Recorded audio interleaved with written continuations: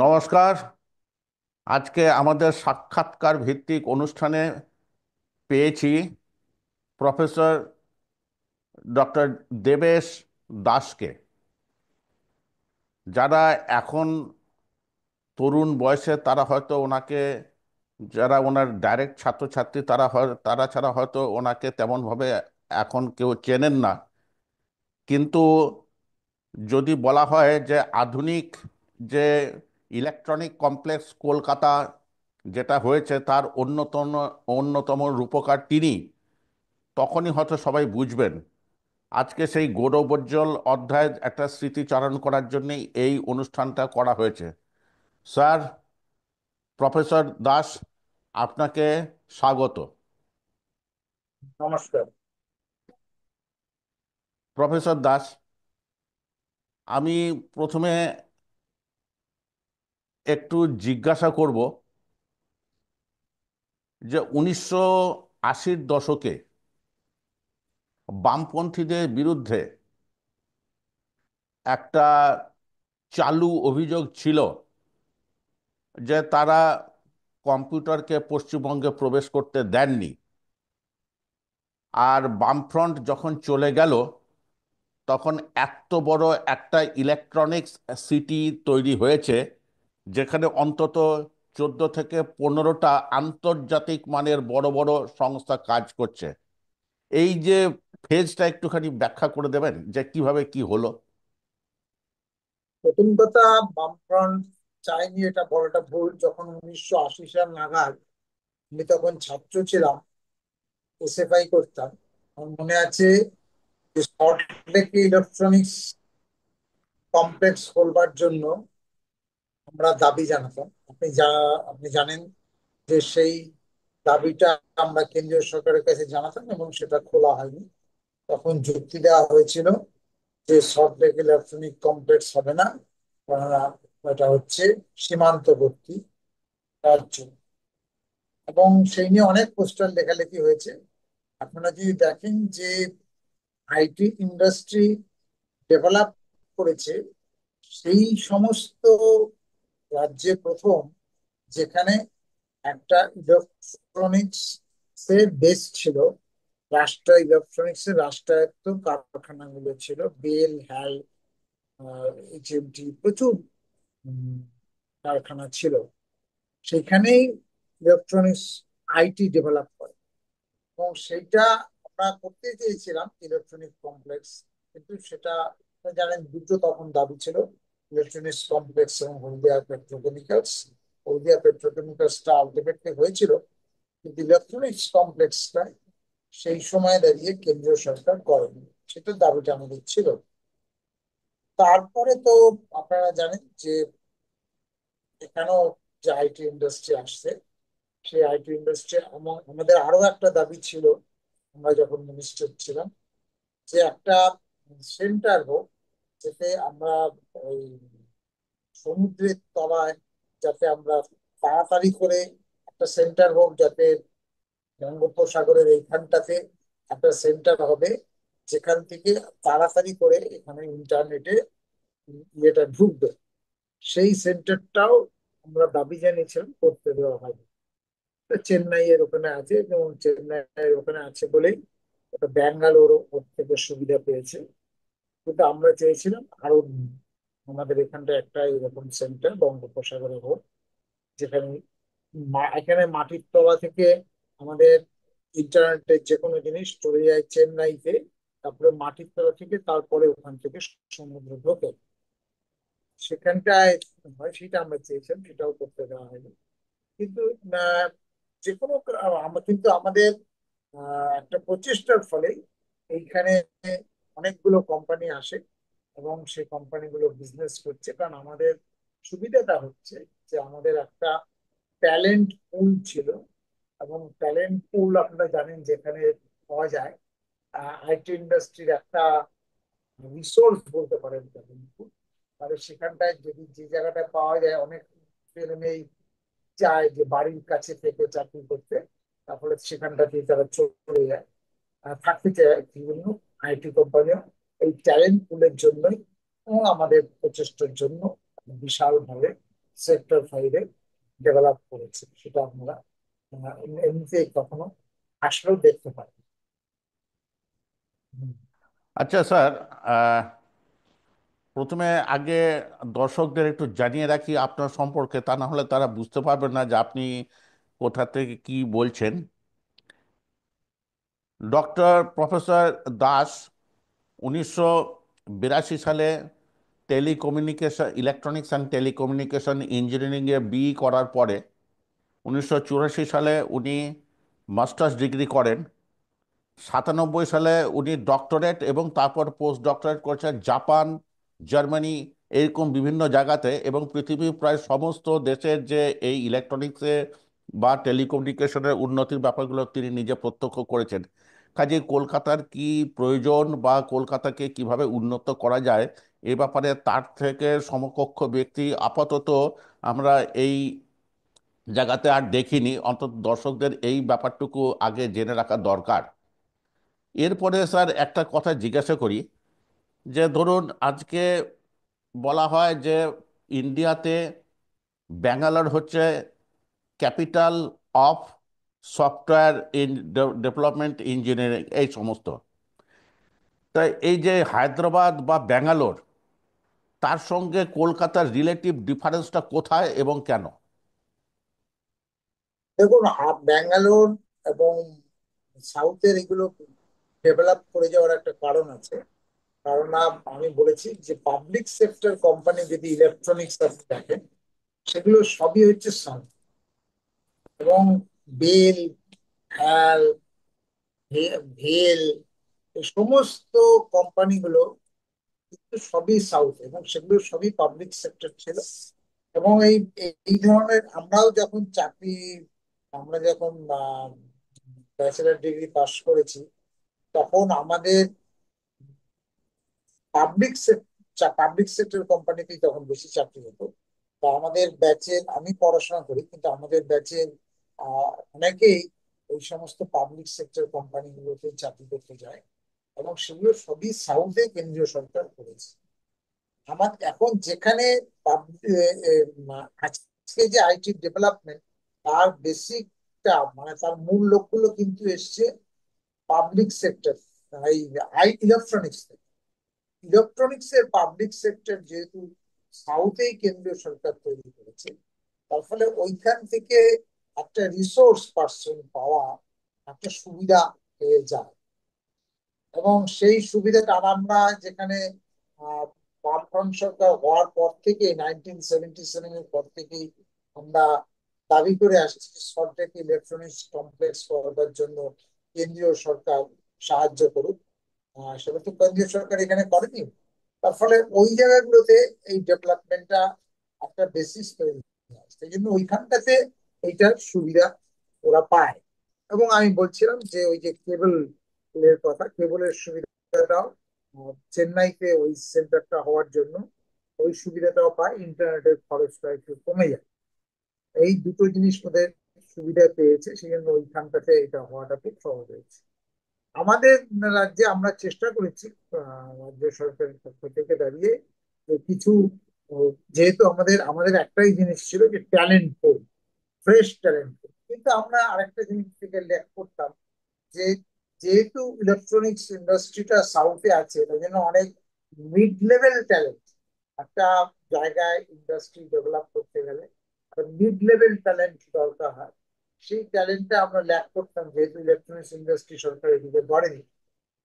কিন্তু আমাদের ফ্রেশ যে ট্যালেন্ট সেটা ছিল আর টপ, একদম টপ, অর্থাৎ যারা হয়তো ব্যাঙ্গালোরে বড় জায়গায় চাকরি করছেন, হয়তো এখানেও চলে এলেন, এইরকম কিছু ট্যালেন্টের লোকজন আমাদের ছিল। সেই ট্যালেন্টটাকে মানে ট্যালেন্টটাকে পুঁজি করে আমরা আইটি ইন্ডাস্ট্রিগুলোকে ডাকতে চেষ্টা করেছি, এবং তাতে আমাদের আমলে তো ভালোই আইটি ইন্ডাস্ট্রি আসতে শুরু করে। বিশেষ করে 2006 থেকে 11-র সময় আমি যখন মন্ত্রী ছিলাম, তখন অনেকগুলো প্রজেক্ট শুরু হয়। 2011-06 আগে থেকেই শুরু হয়েছিল, 2006 থেকে 11-তে সাংঘাতিক ভাবে হয়। আমরা তখন সময় পেতাম না, যে জায়গা পেতাম না যে কোথায় কোন কোম্পানিতে আমরা জায়গা দেবো। একটা বিরাট চাহিদা তৈরি হয়েছিল। স্যার একটা এটা কথা জায়গা। জিজ্ঞাসা করি, একটা কথা জিজ্ঞাসা করি। ধরুন 1996 সাল থেকেই তো পশ্চিমবঙ্গে বা এই নিউ মানে এই সল্ট লেকে তো মোটামুটি ভাবে এই বড় বড় যে কোম্পানিগুলো আসা শুরু হয়েছে, যেমন টিসিএস, কগনিজেন্ট, এরা তো 1996 সাল নাগাদই তো এসছে, তো তাই তো? হ্যাঁ, তারা এসেছিল 1996 থেকে আসা শুরু করে। 2001 থেকেও 1 থেকে 6-এর মধ্যে বেশ কিছু কোম্পানি, বিশেষ করে 2001 থেকে 2006-এর মধ্যে আইবিএম কোম্পানি তাদের ওই আমাদের নিউ টাউনে একটা বিরাট জায়গা নেয়। এই সমস্ত সুবিধাগুলো হয়। তারপরে 2006 থেকে 11-তে অনেক বড় স্যার উইপ্রো একটু টিপ্রো একটু ক্রোনোলজিক্যাল ডেভেলপমেন্টটা একটুখানি বলবেন, একটু শুনি। বলতে পারেন যে আমাদের 96 থেকে দাঁড়িয়ে কিছু কোম্পানি, আমাদের একটা ওয়েবেল বলে একটা আমাদের সরকারি সেক্টরের কোম্পানি আমরা খুলি, এবং কিছু ওয়েবেলের আন্ডারে কিছু কিছু ছোট ছোট কোম্পানি আমরা, যেহেতু কেন্দ্রীয় সরকার খোলে না, সেজন্য কিছু ইলেকট্রনিক্স কোম্পানি গুলো খোলা হয়। কিন্তু সেগুলো খুবই ছোট লেভেলের। খুব বড় যেরকম পাবলিক সেক্টর ব্যাঙ্গালোর বা ইত্যাদিতে আছে, সেটা হয় না। তারপরে তো আপনি জানেন যে আহ, একটা বিশাল আহ, শুরু হয় যে 2001-এর পর থেকে, 2098-99 থেকে কিছু কোম্পানিগুলো ইন্টারেস্ট দেখাতে শুরু করে, এবং 2001-এর পরে কিছু কোম্পানি আসে। 2006 একটা যখন সাংঘাতিক রকম ভাবে চেঞ্জ হয়ে যায়, তখন প্রচুর পরিমাণ কোম্পানি আসতে থাকে। আপনারা জানেন যে আমাদের সময় চুক্তি হয়েছিল তখন ইন্ডিয়ার 3টে বড় কোম্পানি। টিসিএস তো জমি নিয়েই নিল 2010-এ। 2010-এর শেষে, আর 2011-তে টিসিএস এখনো আছে। 2011-র প্রথমে আহ, উইপ্রো এবং ইনফোসিস, উইপ্রো এখানে ছিল কিন্তু ইনফোসিস ছিল না। উইপ্রো এবং ইনফোসিস বড় করে জমি নিয়ে নিল, এবং সেগুলো খবরের কাগজে ছাপা হয়েছিল। এবং তারা মনে করছিল যে ওয়েস্ট বেঙ্গলটা একটা গুড ডেস্টিনেশন হবে, এবং সেটার জন্য আমাদের এখানে অনেক ছোট ছোট কোম্পানি, আপনার মনে থাকবে যে, আপনারা জানা থাকবে যে কিছু অ্যানিমেশন কোম্পানি আসতে শুরু করে। আমরাই মূলত উদ্যোগ নিয়ে বিভিন্ন জায়গায় যাই, এবং গিয়ে সাউথের থেকে কিছু অ্যানিমেশন কোম্পানিকে, কোম্পানি তো সেখানেই যাবে যেখানে রিসোর্স পাবে। রিসোর্সটা এখানে ট্যালেন্ট পুল। আমাদের এখানে ছেলে মেয়েরা ভালো ছবি আঁকে ইত্যাদি আঁকে, তার ফলে সেখানে এই কোম্পানিগুলো আসে তখন। কিছু অ্যানিমেশন কোম্পানি, আপনার জানা থাকবে যে ছোটা ভীম বোধহয় একটা একটা অ্যানিমেশন খুব পপুলার হয়েছিল। সেই একটা দেখানো হতো, বাচ্চারা খুব পছন্দ করতো। সেটা যে কোম্পানিটা বানিয়েছিল, সেই কোম্পানিটা আমাদের এখানে এসেছিল, এবং খুব ভালোভাবেই তারা ইয়ে করে। দুর্ভাগ্যজনক ভাবে এখন যেটা হয় যে বামফ্রন্ট সরকার চলে যাওয়ার পরে এগুলো কয়েকটা কোম্পানি চলে গেছে, এবং সেই স্পিডটা কমেছে। তবুও সেই পর্যায়টা পরে আসবো, সেই পর্যায়টা পরে আসবো, কারণ পোস্ট 2011-এর ব্যাপারটা তো আসবো আগে। আপনাদের পিরিয়ডটা শেষ হোক। আমি মনে হচ্ছে এই আপনার কোথায় একটা ইন্টারভিউ দেখেছি, সম্ভবত রিডিফে কোথাও আপনি বলেছিলেন যে আপনার ইচ্ছে যারা চিপ ডিজাইন করে সেই ধরনের কোম্পানি এখানে আসুক, এবং তার ফলে একটা ভ্যালু অ্যাডিশন হয়। এই ব্যাপারটা একটু ব্যাখ্যা করবেন? ডিজাইন কোম্পানি এখানে নিয়ে আসবো, এবং সেই কারণে আমরা বাড়ি একটা বাড়ি পুরো বানাতে চেয়েছিলাম, যেটার নাম হবে ইন্ডিয়া ডিজাইন সেন্টার। এইটার ব্যাপারে আমরা খড়গপুর আইআইটি তে আমরা একটা চুক্তি করেছিলাম খড়গপুর আইটির সাথে, যে তারা একটা প্ল্যানিং দিক যে ইন্ডিয়ার ডিজাইন একটা বাড়িতে, সেখানে বিভিন্ন চিপ ডিজাইন কোম্পানি থাকবে, এটা কিভাবে গড়ে তোলা যায়। স্যার স্যার, চিপ আমরা ডিজাইন কথাটা একটুখানি ব্যাখ্যা করবেন, মানে দর্শকদের সুবিধার জানি জন্য। যে ইলেকট্রনিক্স এর সমস্ত সফটওয়্যারই হোক আর যা যা কিছুই হোক, তার মূলে রয়েছে সার্কিট ডিজাইন, যেটাকে আমরা সংক্ষেপে ডিজাইন করি। এখন চিপ ডিজাইনের একটা অংশ আছে ফ্যাব্রিকেশন করা। ফ্যাব্রিকেশন করতে গেলে প্রচুর খরচা, এবং একটা বড় কোম্পানি, বড় ইনভেস্টমেন্ট লাগে। সেটার জন্য আমরা কেন্দ্রীয় সরকারের সাথে কথা বলেছিলাম। কিন্তু আহ, তাছাড়াও একটা চিপ ডিজাইনে 90% কাজই থাকে হচ্ছে কিছু সফটওয়্যার রিলেটেড, যেগুলো টেবিলে বসেই করতে হয়। সেই ধরনের যে কাজগুলো, সেই ধরনের যে কোম্পানিগুলো কয়েকটি আছে, সেই কোম্পানিগুলোকে আমরা পশ্চিমবঙ্গে নিয়ে আসার একটা উদ্যোগ নিয়েছিলাম। আমরা সেই জন্য আইআইটি খড়গপুরকে একটা প্রজেক্ট দিয়েছিলাম, যে এই ব্যাপারে কি করতে হবে, করণীয় সম্বন্ধে তারা যদি কিছু সাজেশন দেয়। তারা একটা সাজেশন দিয়েছিল, সেই সাজেশনের ভিত্তিতে আমরা ঠিক করেছিলাম যে একটা বিল্ডিং বানানো হবে, যে বিল্ডিং এ বিভিন্ন কোম্পানি, এই এই এই ধরনের কোম্পানিগুলোর কিছু টুল ইউজ করতে হয়, সেই সফটওয়্যার টুলস। সেই সফটওয়্যার টুলস গুলো তারা ইন্ডিভিজুয়ালি না কিনে গভর্নমেন্ট থেকেই কেনা হবে। সেই সফটওয়্যার টুলস গুলো তারা ব্যবহার করতে পারবে, এবং সফটওয়্যার টুলস গুলো ব্যবহার করে তারা সেইখানে তাদের অনেক ছোট ছোট কোম্পানিগুলো তাদের ডেভেলপমেন্ট করতে পারবে। এইটার পরিকল্পনার একটা পার্ট হিসেবে আমরা আহ, শিবপুরে শিবপুরে একটা কোম্পানিকে ডেকেছিলাম, যে কোম্পানি ছাত্রদেরও একটা ল্যাব বানিয়ে দিয়েছিলাম। সেই ছাত্রদেরও ট্রেনিং দিত, এবং সেই ছাত্রদেরও ট্রেনিং দিয়ে সেই তারপরে সেই ছাত্রদের থেকে রিক্রুটমেন্ট করতো। এবং সেই কোম্পানি এটা আমাদের সল্টলেকের সেক্টর 5 এসেছিল, যাতে বিভিন্ন রকম এই ধরনের চিপ ডিজাইনে তারা হেল্প করতে পারে। এরকম ভাবে বেশ কিছু কোম্পানিকে যেটা আমরা কথা বলেছিলাম, এবং দু একটা কোম্পানি তখন এসেছিল, এবং একটা দুটো আগে থেকেই ছিল। সেগুলো নিয়ে আমরা কাজটা করছিলাম। এইটা আমাদের প্ল্যানিং ছিল। কিন্তু আমাদের গভর্নমেন্ট চলে যাওয়ার পরে সেই যে স্যার বিল্ডিংটা, কিরকম, সেটা মানে কিরকম ইনভেস্টমেন্ট কিরকম হতো?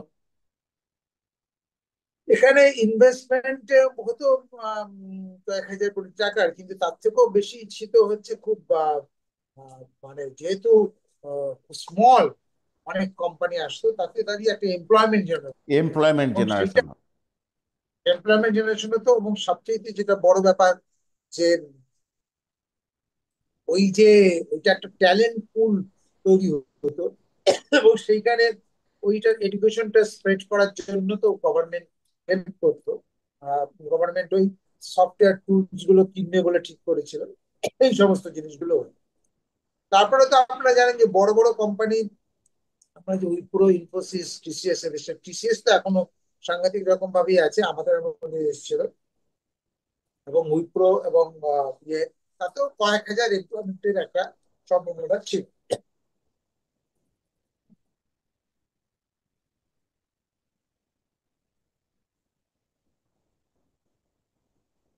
বলুন হ্যাঁ এইটা।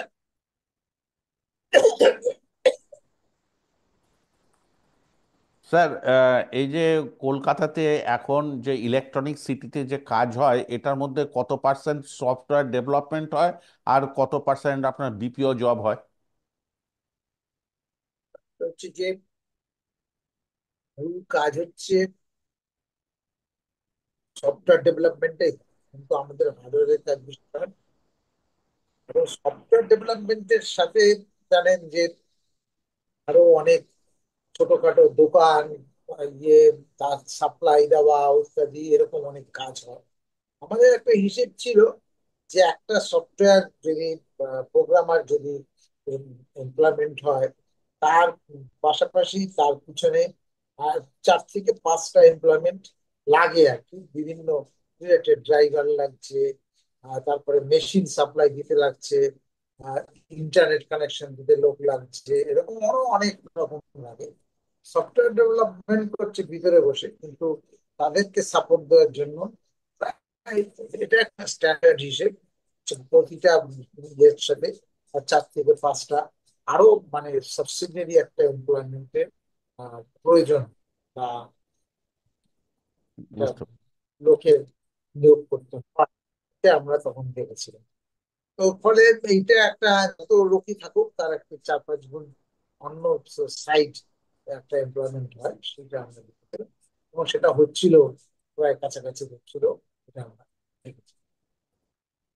স্যার, স্টুডেন্ট, স্কলার, পরবর্তীকালে প্রশাসক, বিভিন্নভাবে বিভিন্ন পজিশনেই আপনি কিন্তু পাশ্চাত্য এবং আমাদের দেশের যে শিক্ষা ব্যবস্থার গোটা ব্যাপারটা আপনি প্রত্যক্ষ করেছেন।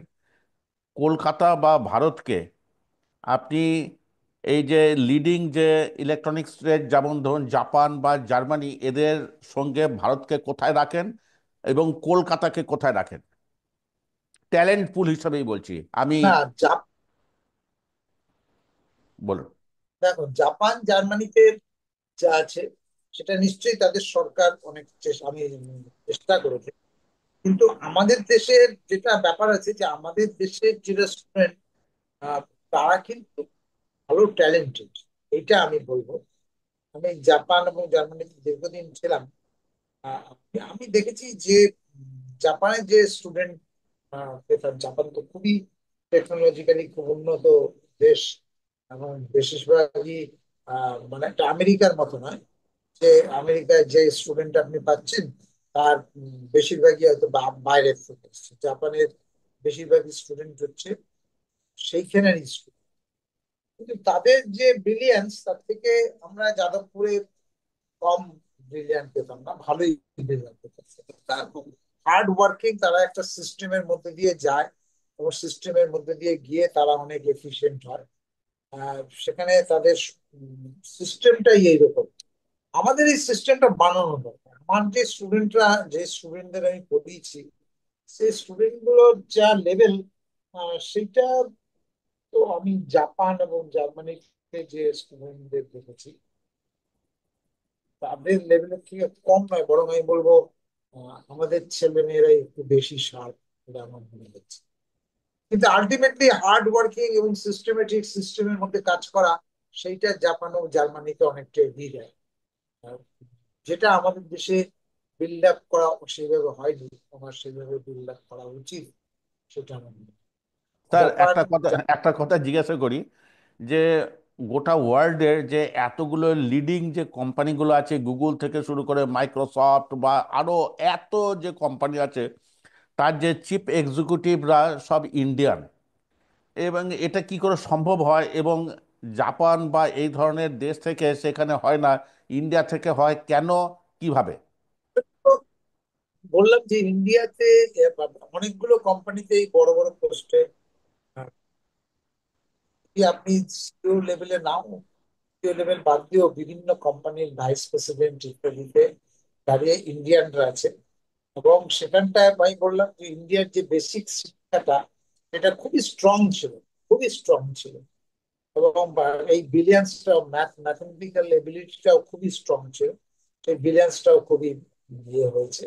এবং সেই কারণে এই ঘটনাটা ঘটেছে, যে অনেক অনেক বড় বড় কোম্পানিতেই ইন্ডিয়ানরাই মাথার টপে বসে আছে, এটা ফ্যাক্ট। এবং আমাদের দেশে সেই উদ্যোগটা হয়নি। এই উদ্যোগটা কিছুটা পরিমাণে, মানে দীর্ঘকালই হয়নি, সরকারের থেকে উদ্যোগ নেওয়া উচিত ছিল। সেই ট্যালেন্ট পুলটাকে ইউজ করে কি করে ইন্ডিয়ার মধ্যেই একটা ডেভেলপমেন্ট করতে পারে, যেইটা কিছুটা বা পরিমাণে সাংঘাতিক রকম হয়। কিছুটা পরিমাণে বড়টা ভুল হবে, সাংঘাতিক রকম ভাবে আমি চীনে বহুবার গেছি। চীনে এই ডেভেলপমেন্টের পিছনে হচ্ছে, এটা বিষয়ে কোনো সন্দেহ নেই। চীন করছে, বা তাইওয়ানও করছে, এমনকি সিঙ্গাপুরেও সরকারও অনেক উদ্যোগ নিয়েছে, আমি দেখেছিলাম। এই যে এবং হ্যাঁ, বলুন বলুন স্যার, বলুন বলুন। এই সমস্ত উদ্যোগগুলো যতটা আমি চীনে, তাইওয়ানে দেখেছি, আহ, সেই উদ্যোগটা আমরা এখানে দেখিনি। দেশ। এবং তাতে আমাদের দেশের ট্যালেন্ট পুলকে ইউজ করে একটা বড় জায়গায় যেতে পারে। আজকে দেখবেন যে অনেক ছোটখাটো দেশও এই টেকনোলজিক্যাল এই এই ইলেকট্রনিক টেকনোলজিক্যাল ডেভেলপমেন্ট করে অনেক এগিয়ে গেছে। যেমন আপনি ধরুন নোকিয়া, নোকিয়া তো বোধহয় সুইডেনের কোম্পানি, এরিকসন, এই সমস্ত যে কোম্পানিগুলো, ওই ছোট ছোট দেশ সুইডেন ইত্যাদি, এরা অনেক এগিয়ে গেছে। হ্যাঁ, এবং ডেনমার্ক, এরা অনেক এগিয়ে গেছে। এবং সেখানটা তারা নিজেরাই কিছুটা উদ্যোগ নিচ্ছে তাদের দেশগুলো এই ট্যালেন্ট পুলটাকে ব্যবহার করে। তার ফলে সেই কাজটা আমাদের দেশে অনেক, সাউথ কোরিয়া আপনি দেখুন, সাউথ কোরিয়ার তো অনেকগুলো স্যামসুং, স্যামসুং তো মোবাইল সাউথ কোরিয়া থেকে এসছে এবং সেটা তো ভালোই করেছে। এবং সেরকম আমাদের দেশে এই সমস্ত করা সম্ভব ছিল সেই ট্যালেন্ট পুলটা দিয়ে। হুম। সেই ব্যাপারে সরকারের একটা বিরাট উদ্যোগের দরকার ছিল। আচ্ছা এটা স্যার, আপনি কি মনে করেন যে ভারতের শিল্পপতিরা যদি ঠিকমতো ইনভেস্ট করতেন তাহলে গুগল বা মাইক্রোসফটের মতো কোম্পানি ইন্ডিয়াতেও হতে পারতো? দেখুন, আমাদের যে ট্যালেন্ট পুল ছিল সেটা তো হতে পারতোই, সে বিষয়ে কোনো সন্দেহ নেই। এখন যে যে কোনো দেশের শিল্পপতিরাই মুনাফাটার দিকে ছোটে, এটা শিল্পপতিদের ধর্ম। কিন্তু আমাদের দেশে মুনাফার দিকে ছোটার পিছনে একটা ইয়ে হচ্ছে যে তাদের সরকারের সাথে সম্পর্কটা এরকম করে রাখে যে তারা, সরকার তাদের অনেক সুবিধা পায়। তার ফলে একটা ইলেকট্রনিক্স ইন্ডাস্ট্রি বা ডেভেলপ করে সেখানে মুনাফা করার থেকে আরো সহজে জল জমি জঙ্গল সরকারের থেকে হাতিয়ে নেওয়া, একটা কারখানাকে হাতিয়ে নেওয়া, একটা তেলের খনিকে হাতিয়ে নেওয়া, এই সবগুলো অনেকটা সুবিধা। এই যে দেউচা পাচানি হাতিয়ে নেওয়া, এইগুলো করাটা অনেক সুবিধাজনক হয়ে গেছে। তার ফলে সরকারের এই কোর্সে আপনি দেখুন যে একই সময় আমাদের দেশে যে অ্যাম্বাসাডার গাড়ি আর টয়োটা গাড়ি জাপানে একই সময় প্রথমে শুরু করেছিল, টয়োটা ডেভেলপ করে গেল, আমাদের অ্যাম্বাসাডার ডেভেলপ করে গেল, কারণ অ্যাম্বাসাডারের মনোপলি বিজনেস সরকার করে দিল। তার ফলে এই যে সুবিধাগুলো আমাদের আহ দেশের শিল্পপতিরা পাচ্ছে, এই শিল্পপতিরা এই সুবিধাটাকে কাজে লাগিয়ে তারা প্রত্যেকেই, মানে যে কোনো দেশের শিল্পপতি মুনাফার জন্যই ছোটে, কিন্তু অন্য দেশের শিল্পপতিরা টেকনোলজিটাকে নিয়ে এসে মুনাফার পেছনে ছুটতে হয়। কিন্তু আমাদের দেশের শিল্পপতিদের অ্যাডভান্টেজ হচ্ছে যে সরকারের মাথায় হাত বুলিয়ে নানান কিছু দখল করে তারা আরো তাড়াতাড়ি মুনাফা করতে পারে। তার জন্য টেকনোলজিক্যাল ডেভেলপমেন্টের দিকে তাদের কোনো ইয়ে নেই।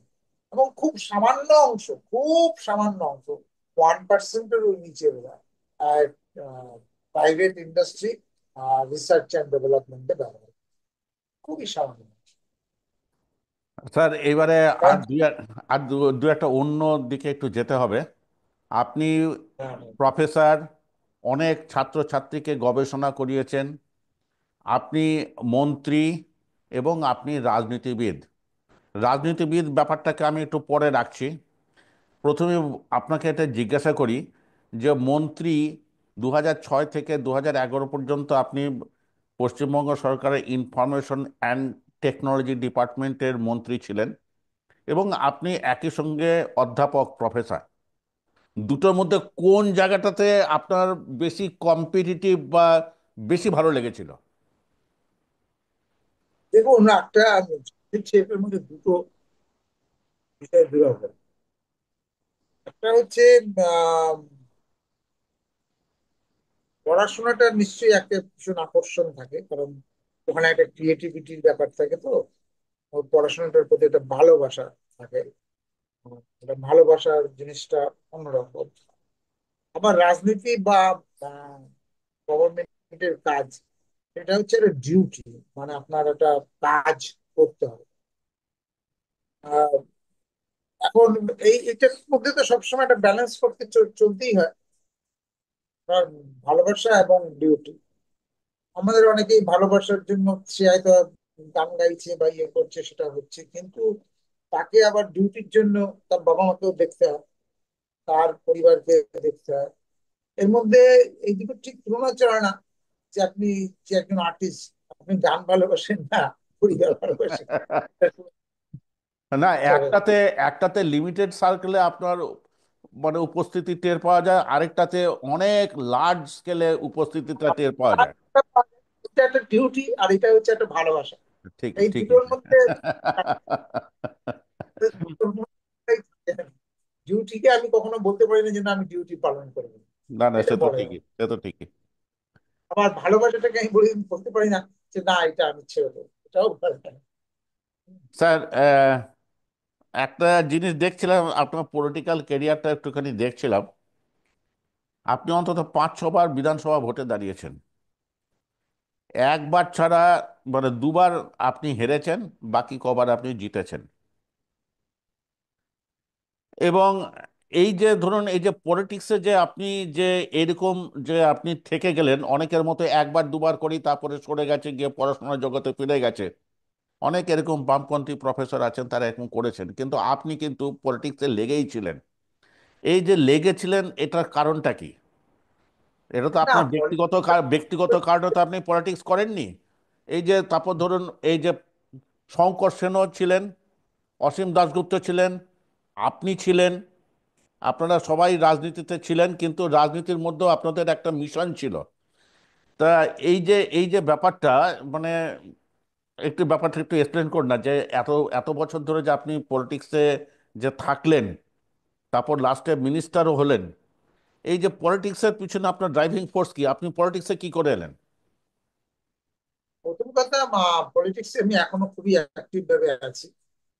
খুবই অ্যাক্টিভ ভাবে এখন আমি পলিটিক্সে এসেছি, ছাত্র রাজনীতি না। এখন পলিটিক্সে এসে তখন আমি দেখি যে মানুষের যদি দুঃখ কষ্ট এই সমস্ত দূর করতে হয় তাহলে সেটা মার্ক্সবাদ তার একটা পথ। এবং সেইটা যে এটা তো বিশ্বাসের ব্যাপার না, ওটা চর্চার ব্যাপার, অনুশীলনের ব্যাপার। এই চর্চা অনুশীলন এখনো আমি করি। তার ফলে সেই যে বিষয়টা আমি দেখেছিলাম, সেই বিশ্বাস বিশ্বাস বা সেই আন্ডারস্ট্যান্ডিংটা এখনো তার অটুট আছে। তার ফলে সেই যে মানুষের যে কষ্ট সেটা যদি দূর করতে হয় তাহলে দাঁড়িয়ে এইটা এই রাজনীতিটাকে ফলো করতে হবে। এইটা যেহেতু অন্তর থেকেই বুঝতে পেরেছিলাম, সেই জন্য এইটা ছাড়া যায়নি। পলিটিক্সটা যদি শুধু একটা ক্যারিয়ারের বিষয় হতো বা শুধু একটা কাজের বিষয় হতো তাহলে সেটা ছাড়া যেত, কিন্তু যেহেতু অন্তর থেকেই বুঝতে পেরেছিলাম যে মাছ ভাতে ছাড়া আর কোনো রাস্তা নেই মানুষের দুঃখ কষ্ট ছাড়া দূর করা। তার ফলে সেইটা একেবারে ভিতরেই গেঁথে আছে এবং সেখান থেকে তো বেরোনোর কোনো রাস্তাও নেই। সেই জন্য পলিটিক্স আজও আছে। স্যার, আপনাকে যে যে একটা মজার কথা বলছি, এটা একদমই হালকা মজার কথা। পশ্চিমবঙ্গের বর্তমান ইনফরমেশন অ্যান্ড টেকনোলজি মিনিস্টারের নাম আপনি জানেন? এখন বোধহয় ব্যস্ত বসু আমি আজকে দেখছিলাম, আমি নিজেও শিওর নই। যাই হোক, মানবেন্দ্র মুখোপাধ্যায়কে দেখেছি, আপনাকে দেখেছি, এখন যতদূর মনে হচ্ছে বাবুল সুপ্রিয় বোধহয় এখন বাবুল সুপ্রিয় আইটি মিনিস্টার। বাবুল বাবুল বাবুল বাবু মানে পশ্চিমবঙ্গের এই যে নতুন যে এই আইটি ইন্ডাস্ট্রিকে ডেভেলপ করার জন্য কিরকম কাজ করছেন? দেখুন সেটা ওনাদের আপনি আউটপুট দেখেই বুঝতে পারবেন। আহ, মানে কিন্তু বাবুল সুপ্রিয় বলে লাভ কি আছে? 2011-এর পর থেকে আউটপুট দেখলে বুঝতে পারবেন। আমাদের এমন একটা অবস্থা হয়েছিল যে সল্টলেক সেক্টর 5-এ জায়গা দিতে পারছেন। তখন আমরা তারাতলাতে আমাদের কিছু জায়গা ছিল সরকারের, সেইখানটায় দাঁড়িয়ে আমরা কিছু ইন্ডাস্ট্রির জন্য আমরা তুলতে শুরু করলাম। এবং সেখানেও জায়গা দেওয়া বন্ধ হয়ে মানে ভর্তি হয়ে গেল। এখন তারাতলাটা পুরো ফাঁকা হয়ে গেছে এবং সেক্টর 5-ও পুরো ফাঁকা হয়ে গেছে। একদম পুরো ফাঁকা হয়নি, আরো কিছু কিছু জায়গা ফাঁকা হয়ে গেছে। তবু আপ- কিছু কোম্পানি আসছে। আপনাকে হ্যাঁ, দুটো প্রশ্ন করব। একটা দুটো প্রশ্ন করব। এই দেখলাম গত ডিসেম্বরেই বোধহয় ইনফোসিস এখানে তাদের একটা ডেভেলপমেন্ট সেন্টার চালু করেছেন। এই ডেভেলপমেন্ট হ্যাঁ, সেন্টারে কি কি হবে? প্রথম কথা বলছি যে বা ইনফোসিস প্রথমে এসছিল হচ্ছে আমাদের সময় 2011-তে, যদি আপনি এই সময় পেপার কাটিং দেখে তারা চুক্তি করেছিল 50 একর জমি। এখন তারা যে সেই যে 2011-তে এসেছিল, এই জমিটা ফেলে রাখা হয়েছিল। এই 2024-এর ডিসেম্বর, মানে 13 বছর, 2010-এ প্রায় 14 বছর পরে ইনফোসিস কাজটা শুরু করেছে। এই 14 বছর টাইমটা একটা খুব গুরুত্বপূর্ণ টাইম। 14 বছরটা ফেলে রাখলাম। ইনফোসিস সেখানে সেই সময় যখন আসছিল, তখন কয়েক হাজার এমপ্লয়মেন্টের কথা চলছিল। কিন্তু এই সরকার এসে সেই গুলোতে নজরই দিল না, এবং দাঁড়িয়ে এখন ইনফোসিস একটা ছোট মতো শুরু করছে, সেখানে কয়েকশো চাকরি হবে, এবং সেটা হলো ভালো। কিন্তু এইটা 2011-তে আমরা যখন 2011 জানুয়ারিতে যখন আমরা এটা ইনফোসিসের সাথে চুক্তিটা হয়ে গেল, নতুন সরকার এসে সাথে সাথেই সেটা ইমপ্লিমেন্ট করার দরকার ছিল। বুঝতে পেরেছি। যে আমার লাস্ট তাদের কোশ্চেন, আমার লাস্ট হাসপাতালের নাম, কোশ্চেন হ্যাঁ, যে স্যার, আমার, যে হ্যাঁ, তাদের আমার, হ্যাঁ, বলুন বলুন বলুন বলুন বলুন বলুন। হয়তো ওয়েস্ট বেঙ্গলের কথা বলি। আমার লাস্ট কোশ্চেন, হ্যাঁ, হ্যাঁ, হ্যাঁ। যেটা আমি কাগজে দেখলাম, সেটা হচ্ছে যে আপনাকে তৃণমূলে যোগদান করার জন্য আপনার কাছে প্রস্তাব এসেছিল। আপনি সেই প্রস্তাবটা কিভাবে ট্রিট করেছিলেন? না, প্রস্তাবটা তৃণমূলে না, ওটা হঠাৎ একদিন ফোন করলো, ফোন করে বললো আমি আইপ্যাক থেকে ফোন করছি। আমি তো না, আইপ্যাক আইপ্যাক কি জিনিস, আমি দেখছি ওই সমস্ত কোম্পানি টোম্পানি ফোন করে না, আইপ্যাক কি জিনিস। তারপরে বললো ওই যে প্রশান্তি। তারপরে আপনার সাথে একটা অ্যাপয়েন্টমেন্ট চাইছি, আপনার খুব নাম শুনেছি, আপনি যদি এটা সময় দেন আপনার সাথে একটু কথা বলতে চাইছি। এই এইভাবে কটা ফোন এসছে। এটা আমি টাইম টাইম দেখেও বলে দিয়েছিলাম, কারণ আমার তো ফোনে ওটা কখন ফোনটা এসেছিল, কোন নম্বর থেকে এসেছে সবই আমি বলে দিয়েছিলাম। মিডিয়া আট করে আমাকে কি করে খবর পেয়ে যায়, কয়েক মাস বাদে খবরটা পায়, তখন আমি বলে দিয়েছিলাম হ্যাঁ এটা হয়েছিল। তো যাই হোক, এটা এটা ক্লিয়ার করি। রাজনীতি তো সেটা তো প্রশ্ন ওঠে না। আসলে তো রাজনীতিটা তো অন্য কর্ম করি, মানুষ তাতে বিশ্বাস করে বিশ্বাসী করে করি, সেখানে যা ঠিকই। চলছি। স্যার, আপনাকে অশেষ ধন্যবাদ যে আপনি এতক্ষণ কথা বলেছেন, এবং আশা করব যে যারা আপনার এই সাক্ষাৎকারটা শুনলেন তারা অতীতকে অন্তত কিছুটা পরিমাণেও ফিরে পাবেন এবং বুঝতে পারবেন যে তাদের এখনো কতটা রাস্তা কিভাবে যেতে হবে। আপনাকে ধন্যবাদ জানিয়ে আজকের এই সাক্ষাৎকারটা এখানে শেষ করছি। আশা করি ভবিষ্যতেও আপনার সঙ্গ পাওয়া যাবে। ঠিক আছে, নমস্কার। নমস্কার। ঠিক আছে।